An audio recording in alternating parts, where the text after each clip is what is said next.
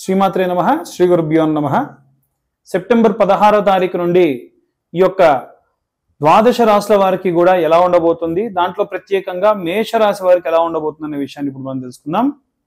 మనకు సాధారణంగా మేష రాశి అనగానే అందరికీ గుర్తొచ్చేది ఏమిటంటే మేక. కాబట్టి భూతత్వ రాశి కింద పరిగణలోకి తీసుకుంటారు. ప్రత్యేకంగా సుబ్రహ్మణ్యేశ్వర స్వామి యొక్క సంపూర్ణ కృప వీరి యందు అధికంగా ఉంటుంది కాబట్టి కాస్త అగ్నితత్వ రాశిగా కూడా పరిగణలోకి తీసుకుంటారు. అలాంటి ఈ యొక్క మేష రాశి వారికి ఈ యొక్క నెలలో చూసుకున్నట్టయితే తృతీయ స్థానమునందు గురుగ్రహ సంచారం ఉంది.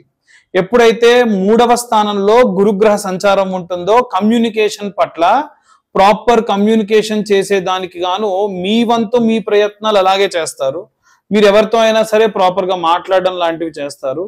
మీకు అంతా కూడా బాగా డెలివరీ చేశాము అని అనుకుంటారు, కానీ మీరు చెప్పింది ఒకటి వారికి అర్థమయ్యింది ఒకటి లాగా ఉంటుంది. పంచమ స్థానంలో సూర్యుడు, శుక్రుడు మరియు కేతుగ్రహ సంచారం ఉంది.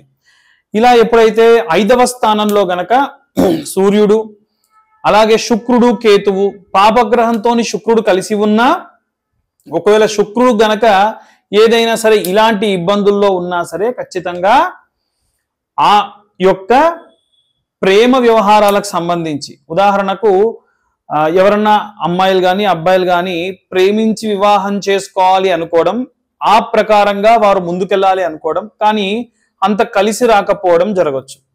కాబట్టి వీలైనంత వరకు కూడా ఈ యొక్క మేషరాశి వారి విషయానికి వస్తే పంచమ స్థానమునందు శుక్రుడు అంత శ్రేయస్కరం కాదు, కానీ సూర్యుడు మాత్రం స్వక్షేత్రంలో ఉన్నాడు. ఏవైనా ప్రభుత్వ సంబంధిత ఉద్యోగులు కానీ, ప్రభుత్వ సంబంధిత ఏమైనా సరే చేసేటువంటి స్కీమ్స్ కానీ, ప్రభుత్వానికి సంబంధించి మీరు ఏదైనా అప్లికేషన్స్ అప్లై చేసినా కానీ అనుకూలంగా ఉంటుంది.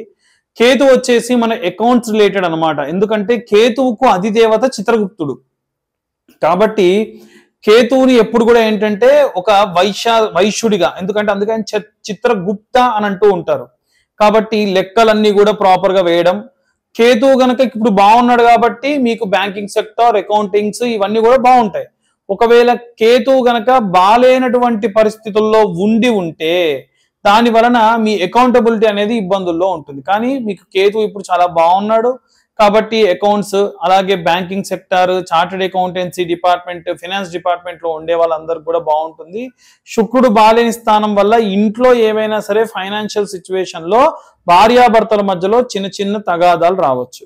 అలాగే చూసుకున్నట్టయితే 6వ స్థానంలో బుధగ్రహ సంచారం, బుధుడు కూడా స్వక్షేత్రంలో ఉండడం, అంటే ఏవైనా బిజినెస్ స్టార్ట్ చేయాలనుకోవడం లేదా ఆల్రెడీ ఉన్న బిజినెస్ ని చాలా సక్సెస్ఫుల్ గా రన్ చేయడం, అది కూడా టైం టు టైం వాళ్ళు అనుకున్న పనులన్నీ కూడా పూర్తి చేయడం.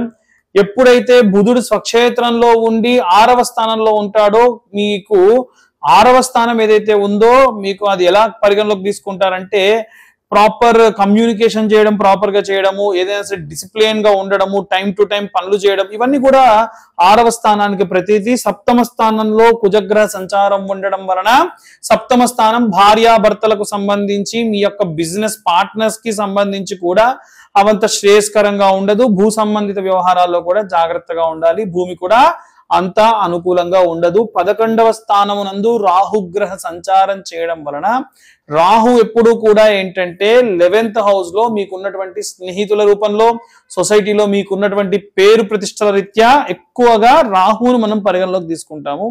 అలాగే కేతువు కూడా బాలేడు, 11th హౌస్ లో రాహు ఉండడం వల్ల రైతులు, చేతి వృత్తులు చేసుకునే వాళ్ళు ఎవరైతే ఉంటారో వాళ్ళకు సంబంధించి కాస్త ఇబ్బంది పడేటువంటి అవకాశం ఉంటుంది. ఎట్టి పరిస్థితుల్లో ఈ యొక్క 7th లార్డ్, అలాగే 7th హౌస్, అలాగే ఈ యొక్క 11th హౌస్ లో ఉన్నటువంటివి, అంటే మీరు నమ్మకూడని వాళ్ళని నమ్మడం, చెయ్యకూడనటువంటి ఏవైనా సరే పనులు చేయడం, భూ సంబంధితమైన పనులు చేయడం, భూమి లోన్లలోకి వెళ్ళడం, ఇలాంటివి చేస్తారండి.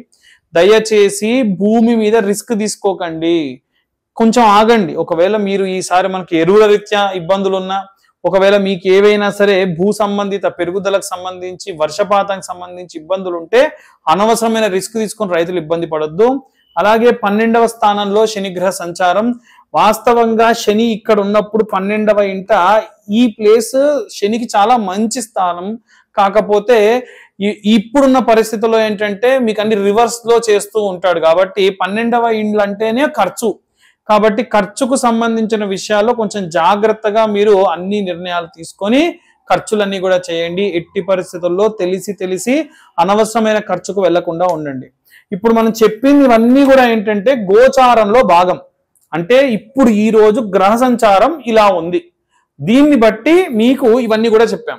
ఇలా కాదండి మాకు డీటెయిల్ గా మా జాతకం కావాలి, ఈ గోచారం బేస్ తో పాటుగా మా పర్సనల్ జాతకం కూడా మాకు కావాలి అనుకునే వాళ్ళు ఎవరైనా సరే కింద ఉన్న నెంబర్ కి మీ పేరు, మీ date of birth, time, place పంపించండి. 2025 రూపాయలు ఆ యొక్క జాతకానికి మేము వసూలు చేయడం జరుగుతుంది. ఎందుకంటే మాకు 3 గంటల సమయం పడుతుంది ఖచ్చితంగా. దాంతో పాటుగా మీకు ఆ జాతకం గురించి 1:45 నిమిషాల వరకు కూడా డీటెయిల్ గా మాట్లాడడం జరుగుతుంది.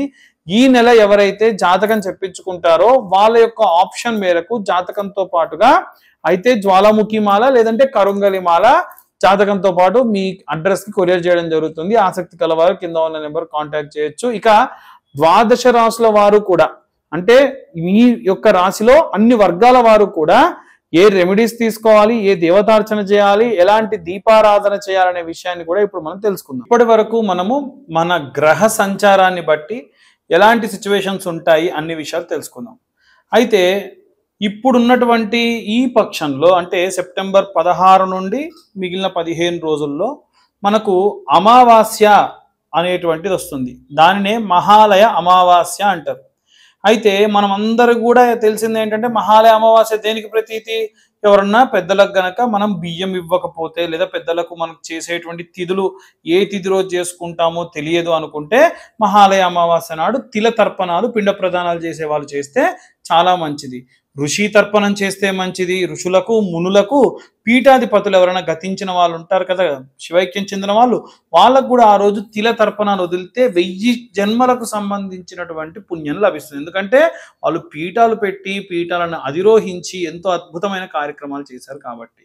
అలానే కాకుండా మనం ఒకవేళ అంటే ఈ 15 రోజుల్లో అదేంటంటే మాకు పాడ్యమి రోజే ఉంది చేసేసాం, మాకు దశమి రోజు ఉంది చేసాం, మాకు పంచమి రోజు ఉంది చేసాం, చేసినా కానీ అమావాస్య రోజు ఈ మంత్రాలను విశేషంగా చదవండి. దీంట్లో ప్రత్యేకంగా మనకు మొట్టమొదటి మంత్రం ఏదైతే ఉందో అది గనక ఎవరైతే వివాహం కాకుండా ఉన్నటువంటి వాళ్ళు ఉన్నారో వాళ్ళు మీ వివాహం శీఘ్రం అవ్వడం కోసం ఈ మంత్రాన్ని ఒక 10,000 సార్లు చదవాలి.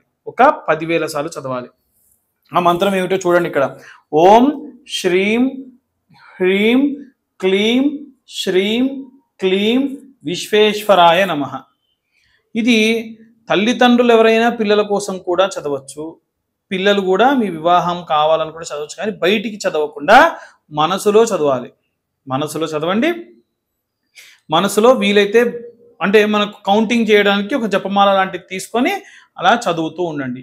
ఒక మంత్రం కాగానే ఒక జపమాలలో ఒక బట్ ఇట్లా జరపండి సరిపోతుంది.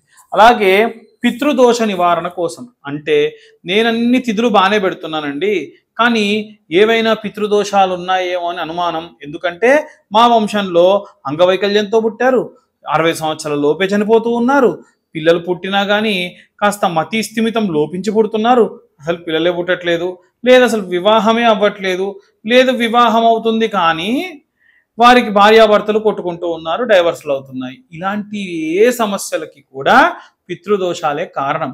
కాబట్టి ఎవరికైనా ఒకవేళ పితృదోషాలు ఉన్నట్టుగా మీకు గనక అనుమానం ఉన్నా మమ్మల్ని కాంటాక్ట్ చేయండి.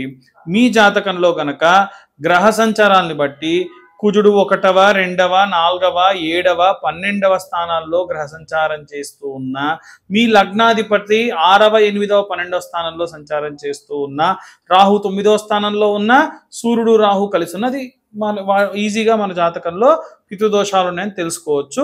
జాతకంలో గనక పితృదోషాలుంటే గోకర్ణంలో ప్రధాన ఆచార్య చేతుల మీదుగా స్వయంగా మేమే ఈ యొక్క పితృదోషాలన్నీ కూడా పూజలు చేయిస్తాము. మీ ఫుడ్, అకామిడేషన్ వీటికి సంబంధించి 18 నుండి 21,000 రూపాయల లోపే మీరు డీటెయిల్గా అక్కడ మీకు ఫుడ్, అలాగే త్రిపిండేశార్థము, అలాగే నారాయణ బలి పూజ, వీటన్నిటితో పాటుగా ప్రత్యేకంగా తిల తర్పణాలు ఇవన్నీ కూడా చేయడం జరుగుతుంది. ఆసక్తి కలవారు కాంటాక్ట్ చేయొచ్చు. అయితే ఈ అమావాస్య నాడు గనక ఈ మంత్రాలు చదివినంత మాత్రం చేత ఒకవేళ మీరు అన్ని శ్రాద్ధకర్మలు ప్రాపర్గా చేసినా ఇంకా ఏదైనా దోషం ఉంది, లేదు పూజ చేసేటప్పుడు మేము శ్రద్ధ లోపించి పూజలు చేశాము అన్న అనుమానం ఉన్నా సరే ఇటువంటి దోషములు పోతాయి. ఆ మంత్రం ఏమిటి అంటే ఓం పితృగణాయ విద్మహే జగద్ధారిణి ధీమహి తన్నో పితృ ప్రచోదయాత్ అన్నటువంటి మంత్రాన్ని మీరు వీలైతే ఆ యొక్క మహాలయ అమావాస్య నాడు 108 సార్లు చదవండి. మళ్ళీ ఒకసారి చెప్తున్నానండి. ఓం పితృగణాయ విద్మహే జగద్ధారిణి ధీమహి తన్నో పితృ ప్రచోదయాత్.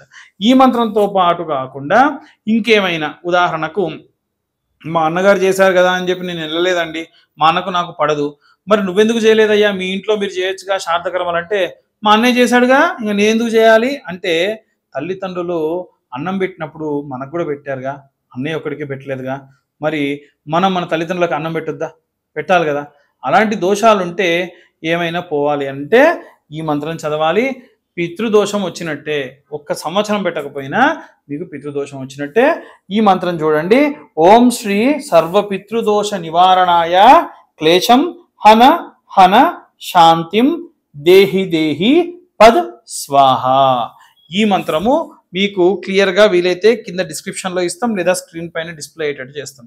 మీ అందరికీ కూడా నేను ఒక మాట ఇచ్చా కదా వీడియో స్టార్టింగ్లో, ఎవరైనా సరే వేరే వాళ్ళ చేతికి డబ్బులు ఇచ్చామండి, ఆ డబ్బులు మళ్ళీ తిరిగి రావాలి, మాకు డబ్బులు రావట్లేదు అన్న ఇబ్బందితో ఉంటే మీకు వీడియో ఎండింగ్లో చెప్తా అని చెప్పాగా, ఆ మంత్రం ఏమిటో చెప్తా, బాగా వినండి.